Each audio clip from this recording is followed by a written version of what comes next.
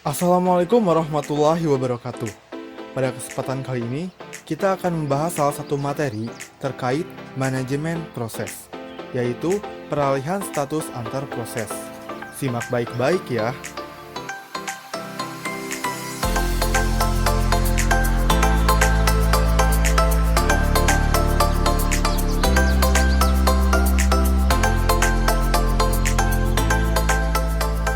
Sebelum itu, apa itu manajemen proses?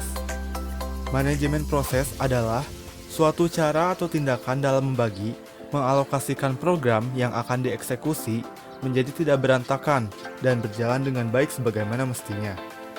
Nah, dalam manajemen proses, terdapat beberapa tahap, dari proses dimulai hingga proses berakhir.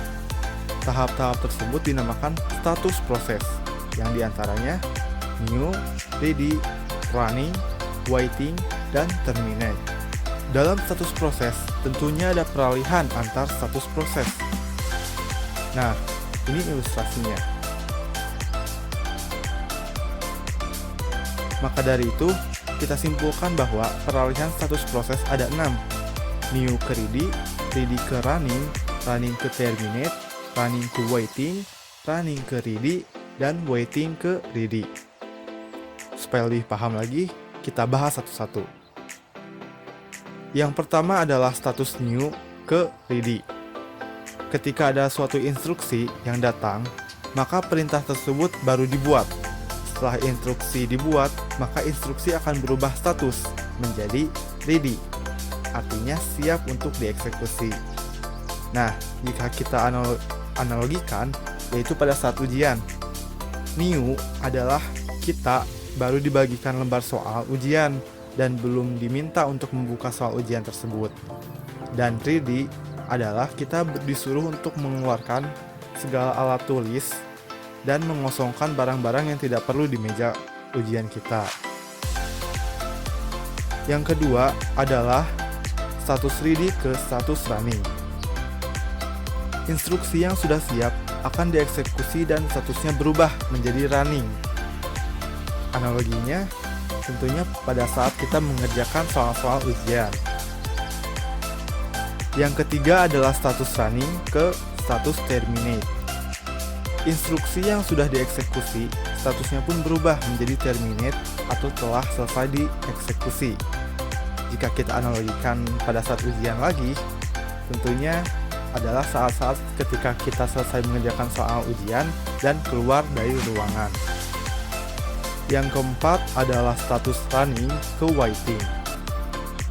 Instruksi yang sedang dieksekusi pun dapat ditahan dulu jika ada proses lain yang tiba-tiba datang dan sangat perlu dieksekusi. Barulah instruksi sebelumnya dijalankan kembali. Kita analogikan lagi dalam saat ujian, yaitu ketika kita mengerjakan soal, tiba-tiba pensil kita patah dan kita perlu meraut pensil tersebut. Nah, proses meraut pensil tersebut adalah proses perpindahan dari running ke waiting. Yang kelima adalah status running ke ready. Ketika instruksi dieksekusi, waktu yang disediakan ternyata habis. Instruksi pun melakukan interrupt dan status berubah dari running menjadi ready. Atau ternyata proses instruksi tersebut masih ada yang perlu dieksekusi. Nah, jika kita analogikan, terkadang pada saat ujian, waktu untuk mengerjakan ujian tidak cukup dan kita meminta waktu tambahan kepada pengawas. Yang keenam, yang terakhir adalah status waiting ke status ready. Instruksi yang ditahan statusnya waiting akan berubah menjadi ready jika instruksi lain telah selesai dikerjakan atau sumber daya untuk proses tersebut telah tersedia. Jika kita analogikan lagi yang tadi pada ujian, saat kita meraut pensil, maka setelah meraut pensil selesai, kita baru kembali mengerjakan soal-soal lagi gitu.